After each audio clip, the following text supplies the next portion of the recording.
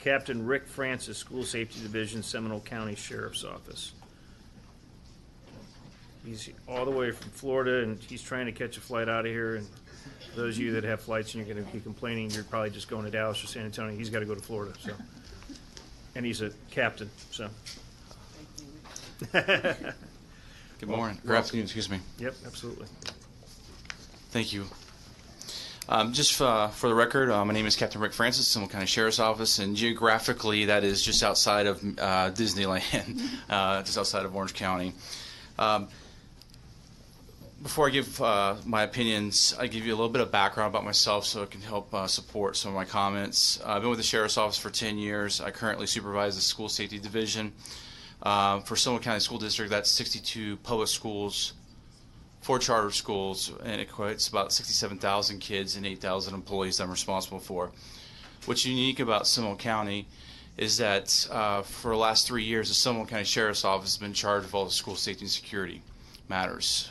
They had a civilian that was handling this role, and they felt, the superintendent felt that it was in his best interest to move that to the Sheriff's Office to handle. Furthermore, we have a single officer deputy trained in school safety and security in every single one of our schools, excuse me. And to highlight that, obviously, this job for me has been a 24/7 job for the last 3 years. It was something we take exceptionally seriously. Some other collateral duties I have is I'm a member of a SWAT team and a high-risk incident commander. So when I talk about school safety and security, I'm looking at it from a little bit different lens. Obviously, for the last 3 years, I've had to get well acquainted to the school systems and how that works and everything like that. But obviously, I'm not here to shed light on what Texas should be doing. Obviously, this is a collaboration, and we've learned a lot in Florida. We've had a tragic event like you have. I just want to give you a little bit of information what we're doing in Seminole County that may help you make decisions as you move forward in this tough area. One thing I've learned from being in this position that everybody's an expert now. And every company that's selling school safety and security products has a one-time fix for school safety and security, which we have figured that out. Yes, sir. Obviously, the Stoneman Douglas incident and your incident here in Santa Fe has come up multiple times today, so I'm not going to belittle that any further. But what I want to mention a little bit further is that we're seeing a 20-year upward trend in school violence when it comes to active shooters. I call them active killers. However, these events leave behind important information in the wake, going back to Columbine and also in Sandy Hook incident, and that is the ability to communicate with first responders with the school. Response and safety issues have changed, yet they remain much to learn and more to be done. The natural inclination of these events is search for solutions that prevent school shootings from occurring again. Consequently, significant investments are being made to harden schools. Schools have implemented enhanced video systems, access control, bulletproof glass, panic buttons, magnetometers, and gunshot detection systems. However, there's 2 points I want to make here. First, there is no fail-safe system. Motivated, I use the term actors to be politically correct here, routinely adjust tactics to defeat access denial and security strategies. Secondly, none of these systems will stop a crisis in the schools once it starts. First responders are the ones who can. They are the lifeline. I'm a firm believer that having a trained school resource officer or deputy in every one of our schools is priority one for us in Florida. One of the approaches that we've used in Seminole County that I'm here to talk about today, and I think it's the single most important capability of a school must have, is the ability to instantly, directly communicate with first responders in emergency.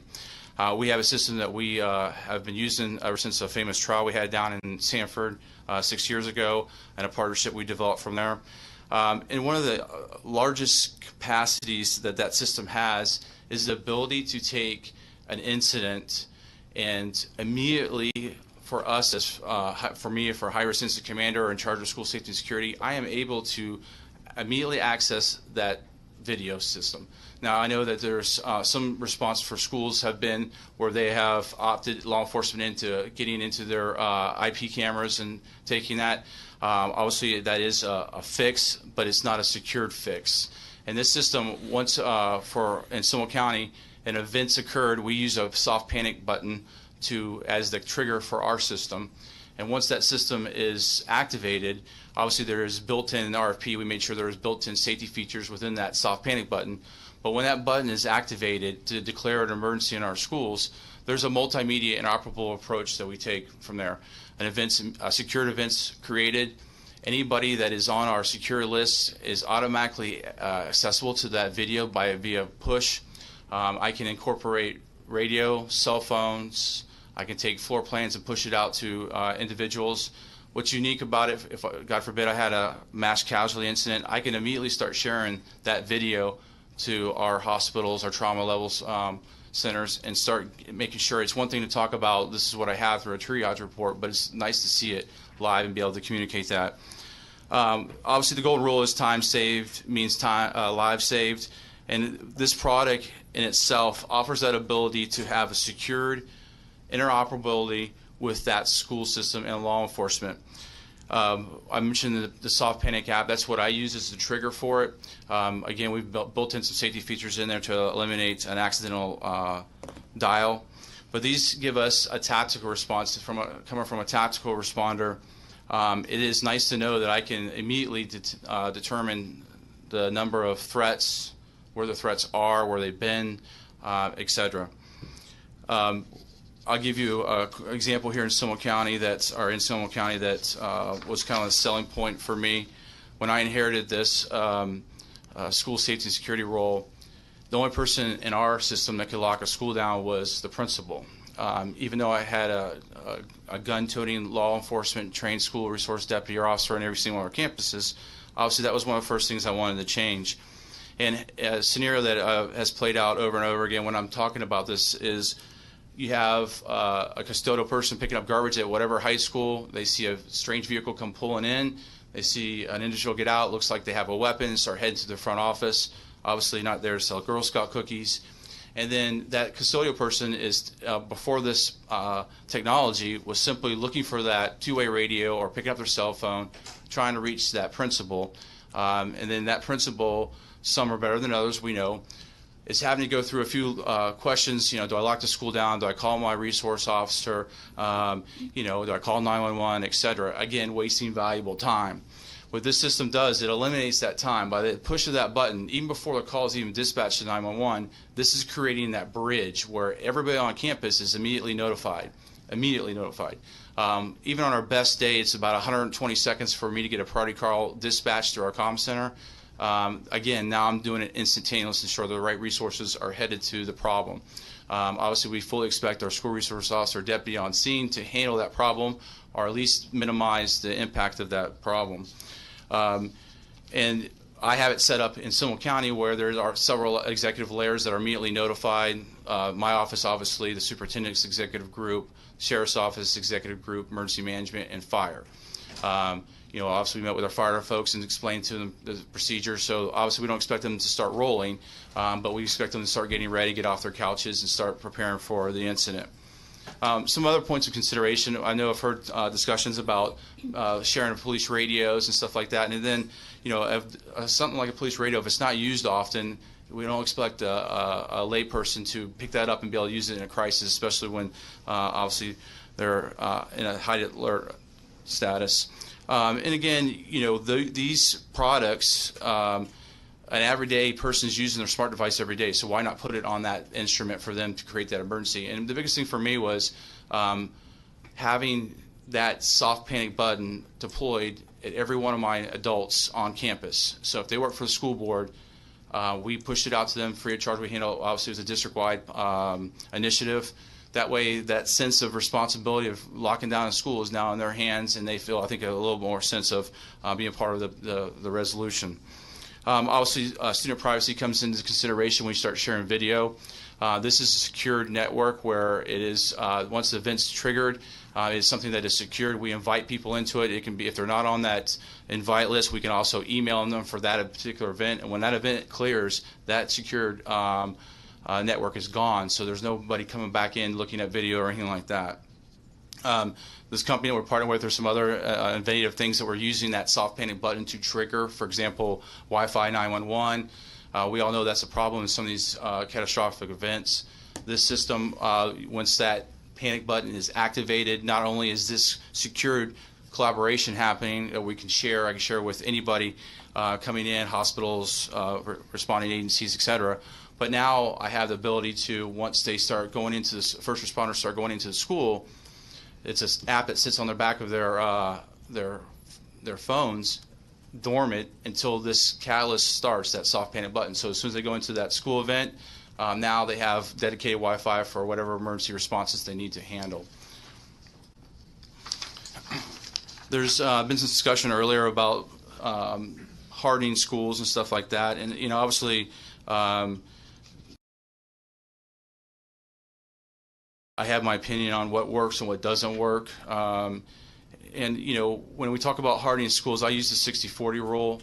I believe that putting up strategic fencing, cameras, access control is important, but it's only about 40% of my equation. The rest of it's mental health package and the threat assessment teams and stuff like that. I like what you're doing. Obviously in Florida, we've had, after our tragic event, we had some legislation that was pushed rather quickly with a lot of holes in it. So I'm glad that you guys are working through this process. It says a lot. One thing that is very important when it comes to these situations is command and control. In Seminole County, by nature of my position, if we have an incident that involves a school shooting or anything like that, threat, I'm going and assuming that control of that school as a representative of the sheriff's office and also a representative of the school board. So it's very unique, and that's one thing that's unique about Seminole. Although we have this an officer or deputy in every single school, but we also have myself embedded at the school district at the executive level, and I report directly to the superintendent. So if I need to make a security change, it's immediate. I have to get him to buy in on it, and then also, school board. May I ask you a question? So the way that Seminole County does it, or the way the school district does it, is the officers that are there. So when the kids aren't there, kids are gone. And again, refresh my memory. You said 62 schools. 62 schools, yes, sir. And so how many officers do you have? 72 currently. 72. And what happens when school's not in? So obviously we, just like any other school district, we handle summer schools. We have a numerous different programs. We run a PAL camp. We run a sheriff's office youth camp and stuff like that. Some of them will go back. One thing I don't want to, I have exceptionally high standards when it comes to these individuals in our schools. Right. And that's one thing, when I inherited, I had 7 different municipalities that were involved, along with the sheriff's office involved in school safety and security. So we, obviously, one of the first things is get everybody on the same page, everybody on the same contract, same verbiage, same expectations. The schools pay for roughly 180 days of that officer or deputy compensation, and then they're going back to their prospective agencies to do whatever. I mandate that they spend some time back on the road because I want to stay relevant. Obviously, my impression of what it takes to be a school resource officer or deputy is not standing posted at a door or sitting behind cameras watching, or sitting behind monitors watching cameras. They need to be embedded in the schools, and that's one of the things that we've noticed. What works and what doesn't work, and who does a good job, who doesn't do a good job. You can tell when you walk into a campus if that officer or deputy is engaged with those kids. I mean, in theory, you would think that because, this is going to sound wrong, but it's probably true, which is that if they're not in school and we're, taking 8 hours of their day during the summer, then during the summertime, there's 8 hours that they're out getting in trouble. Absolutely. Doing something else. So you're placing those resources into a different correct. area, correct? Yes, sir. Okay. Because I've heard that from school districts. We've the superintendent from Humble was up here earlier, and that was one of the big things is that we questioned early on when I was on the school board was whether or not we should have our own police force or not, and we came to the determination we should because we were a big enough school, but it was the sharing of the resources with the constable's office that was always a concern. Yeah, the county to my south, and obviously we're in a collaboration task force.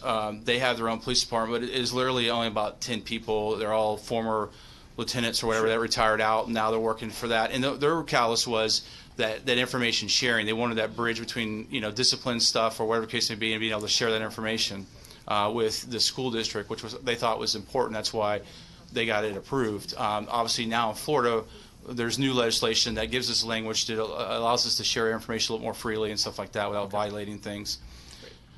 For Seminole County, it's a 50-50 split with the school resource officers and deputies when it comes to school district and the municipalities and the sheriff's office. I know earlier there was a discussion about alarms, confusing alarms, stuff like that. And that product that we have through Mutual Link, it eliminates that, because obviously you're not sending out certain alarms, something like that. All this is a collective collaboration that's a multimedia event. First, thank you for having me. I know obviously that you've heard a lot of people up here talking about mental health and other safety faucets. There's been, obviously for the last 3 years, we've looked at what works and what doesn't work in school safety and security. And I think you're probably going to hear a lot of different testimony about what vendors think is important and stuff like that. I just caution you. I mean, one of the things that we've done, we've embedded I started a student advisory committee, and it's amazing what the students have to say about it. And a lesson learned from us is that, I spent the last 3 years making sure our principals were, ready for a school event. Spent a lot of time making sure our school resource officers and deputies were subject matter experts who could handle everything. But as we started going to schools, especially after the Parkland incident, that message was not getting down. That was not getting down to kids, and it may be because they had their headphones in and tuned it out during an open session or whatever the case may be. But at the end of the day, we had to develop and do a 180 on how we were delivering our message. And so we started direct PSAs directly to the kids, and we push it out to them. We push it out to their parents, make sure your kids are watching this. So we really took a different approach to ensure that those kids were getting that message and understand it. You mentioned that Florida had passed some legislation. You said there's a bunch of holes in it. Specifically, what did they do right, or what did they do wrong?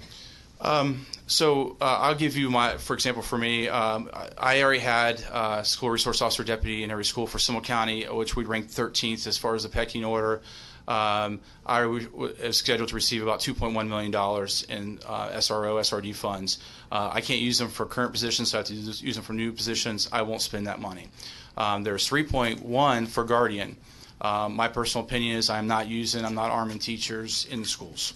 Let's talk about that for a second. Yes, sir. Okay, so you're there's been talk about that, and there's perspectives and different perspectives. Give us your perspective as a in charge of this, as a police officer and a captain in the police force that has 72 officers. Tell us a little bit about that. So my belief is that trained officer or deputy in school is my first line of defense. Obviously, I think there's some areas in Florida that are a little bit more rural than currently Seminole County. For areas, and unfortunately, I was in front of all the CFOs 2 weeks ago for all the school districts going over school safety and security, and really kind of cautioning them on stuff that I'm sure would be starting to come their way as far as people trying to fund. And the message was very, very simple. We have this investment that we spend quite a bit of money in Seminole County standing up, and that's making sure we had an officer or deputy nursing school. And for our municipal schools, if they chose not to participate, and I've had one back out last year, mainly because of the requirement. I mandate 100% coverage on school bell to bell. There is no exception. There's no going out for food. There's no, if we have a Baker Act or something like that, we provide the sheriff's office or the municipality will provide transport. So we're making sure we moved all the training to the summer. We're doing everything possible to ensure that officer deputy is on campus when the time counts. Do they have police cars? Yes, sir. Okay, so each officer has his own police car? Yes, sir. And if I had my way, they'd put it right in the middle of the lobby with the lights on every day. But getting back to the Guardian question, I do believe there may be exceptions somewhere. But for Seminole County, I have that dedication. I have people that can respond closely. We've outfitted all of our fire responders with ballistic helmets, ballistic vests for once we deem a zone is warm. If we have a tragic event, they can go ahead and start coming in with law enforcement, start treating patients, not wait for the scene to be completely cold, and then we start, trying to render first aid. We've taken a lot of initiatives on that. But when it comes to the Guardian program, there's so many things going on. There's so much training that we put our officers and deputies through to be in our schools. And it's not simply just, there's a trauma-informed care that was mentioned earlier. I mean, there is literally about 25 different training sessions that we make our officers go to if they want to be in our schools. And a lot of that has to do with close quarter decision-making. I don't want to make them SWAT officers, but very close to it. When the bell's rung, they need to be handle the job. And most of the time, for us, that's with a pistol and stuff like that. And usually they're going to be outnumbered or whatever the case may be. The last thing I need is for that officer or deputy or anybody responding to start differentiate who's a good guy and who's a bad guy. For us, it's simple. Person with a gun shooting at us, that's a bad person. And when you start taking civilians and mixing that role in, it becomes cloudy. And furthermore, these guys and gals go through a lot of training, a lot of de-escalation. What I think is a threat, I've always just say is, as long as someone's not shooting at me that day, it's a good day. And there's been situations, especially when dealing with mental health, where it's for us that are in the business, the person's having a bad day, something's triggered them or whatever the case may be. For the lay person to just walk in the scene, they may see this person has a gun or a bladed instrument or something like that, and it's a threat, and I'm going to neutralize the threat, where we may be in a different position where we can maybe de-escalate the situation, stuff like that. That comes with training experience. And, I have a minimum of 3 years before they can come into one of our schools, because I want them that experience on the road before they come there. The Guardian program, as it states in Florida, I'm not familiar with the Texas, but I'm sure it's very, very similar. I heard 80 hours. I mean, that is just not enough time to prepare someone for those decisions and the critical decisions. I mean, you'll see, obviously SWAT's a little bit different, the exception maybe, but your average officer, when in a stressful situation, even their rounds aren't hitting target on accurately enough. Again, there's exceptions to everything, but my personal opinion is I just don't think it's the right move. Okay. Yeah, I've heard an officer that responded to the Santa Fe shooting who was from Galveston. He was a SWAT tactical guy, and his exact comment was the same thing. He says, I don't, the incident was over. They're the ones that went in and arrested the kid. I think it's interesting that obviously Seminole's been very, very proactive up until recent. We were the only district in the state that had this officer or deputy in every school, executive level. Sheriff's office handling that overall responsibility. It's amazing when things happen where funds spring up. Sure. So I say that wholeheartedly because obviously, but I think that should be a major priority. And then this Guardian stuff will wash itself out. I know that the state of Florida, they just appointed someone that's for school safety and security that works for the DOE now, the Department of Education. And I met with him, and because obviously some of the stuff we mentioned holes in the legislative, I'm being penalized for being proactive, and there's more questions than answers. But his statement was as well that, hey, this is something that was probably a little not thought through a little bit like it should have been. Mm-hmm. Okay. And what was the name of the program? I don't know if you mentioned it. What was the name of the program you used? So I use, 2.5 years ago when I started this journey, I was looking for something that was user-friendly, that was had curb appeal, but had built-in safety features in it. So I used Mutual Link was the first partner I had, and that's that interoperability. I coupled that, or they coupled they started developing their own soft panic button, and they partnered with Rave, R-A-V-E, and that is and I'll be honest with you, it's user-friendly. Just like anything else, we deployed it district-wide. I had expectations, and I ended up becoming, we send out weekly shameless or any school that was not at a certain level. It's a voluntary opt-in. We didn't want to force it upon the individuals, the staff members. My belief when I go in and talk to a school that's, for example, let's say below 50%. It's an opt-in for your district? Yes, sir, for the employees. So my intention was to put it at their fingertips. So we don't provide them cell phones. So they're using their personal phones. So we paid for it for district-wide, and we had them opt in. So they've simply register with us. We do a digital handshake, make sure they're employees, blah, blah, blah, and then we go live with them. What we're finding is we had to go, once we deployed, and had to go in and instruct them the importance of it. So it wasn't Big Brother. There's nothing that it's just like a regular app. Everything's coming out. We're not getting anything off that app. But the biggest thing for us was how I've articulated to most of his teachers is simply, if I could give you a device that could save lives and put the ability for you to declare an emergency at your fingertips, would you opt for that? And I qualify that with, if I had an app that I could give you free of charge that could raise your test scores by 20%, and the Department of Education would not come knocking on your door to investigate you, would you take advantage of that? And the answer is obviously yes, and that is this for school safety and security. Soft panic button, with that mutual link experience where we can bring everything into a secured network. Yeah, obviously we're in a data gathering mode, so anything that you can provide to us, I'd be more than happy or the to, sir. panel, back to us specifically on what you've already done. We're not looking to recreate the wheel. We're just looking to make it a little rounder. Yes, sir. So, yeah. All right. Well, it's about 3 minutes to 2, and you got a flight. So Yes, sir. Unless you got something else to tell us? Or? No, sir. We made flight changes, so I am Oh. good to go. But I appreciate you taking care of me. Go ahead, Representative. Thanks for being here. You said something I thought was really interesting, and I wanted to see if it would inform the work we're doing. You talked about a 60-40 split, Yes, sir. and you talked about the importance of that 60. Tell me about, one, the way that 60 informs the 40 that you're working on, and maybe advice you have for us to make sure and not overload it in the other direction. Well, I think you're. Let me just use an example. I've had, and nothing against the product itself, and I don't want to misspeak, and hopefully there's no one in the room that's representing this company that does this, but let's just use gunshot detection in schools. It's something that's come up. It's nice, it's sexy, whatever. But at the end of the day is, let's use my high schools. I average about 3,000 per my 9 high schools. In essence, that product's expensive, and if it's not collaborated with a link like Mutual Link, where it's bringing us into a secure network, if a God forbid shot goes off in a school, I'm pretty sure that someone's going to let me know about it. I don't need a detection device to tell me about it. Now, if that detection device initiated a lockdown or something like that, helped prompted the system, then I'm a little more for it. But and I'll use the example. I have an annual meeting where I bring all my teachers or all my parents together that are our students. We do it every year. I invite them in, and sometimes average a few hundred come.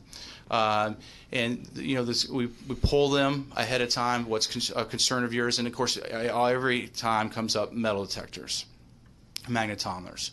And I have to educate them, and I may be forced down the road to put them in my schools, but I am a firm believer they will not stop an active killer. They will not. And also, if you take it to an administrative standpoint, putting myself my school district hat on, is if you instill those, it's going to be like riding from the airport to do it right. You need to show up about an hour or before school. We need to have extra people on staff to screen those people through one central point. And you need to have law enforcement, because if you're looking for a gun, obviously if you find a gun, you need to be able to deal with it.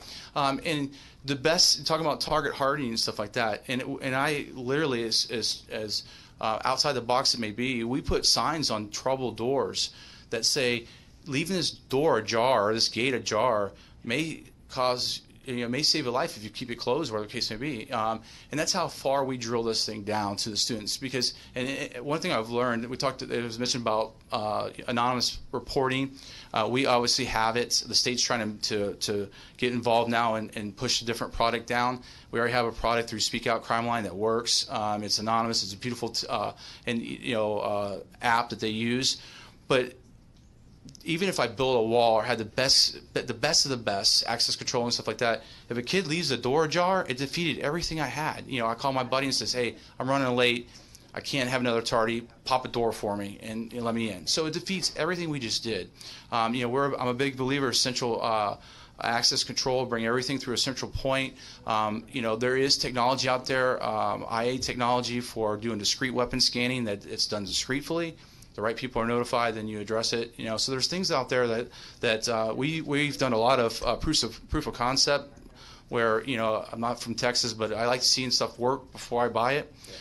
This product I mentioned earlier, the Mutual Link Rave, that's one thing that bar none, I would say do it because it works. But stuff like these metal detectors, something like that, I just think that there needs to be a lot more thought process in, because that determined individual coming on that campus to do it. Of course, the FBI now is saying that 95% of our threats are coming from within. So that brings a whole nother equation to how we set up our school safety and security footprints moving forward. Yep. Okay. All right. Thank you very much. Thank you very much. Appreciate it. All right, Jody and Andrea, thank you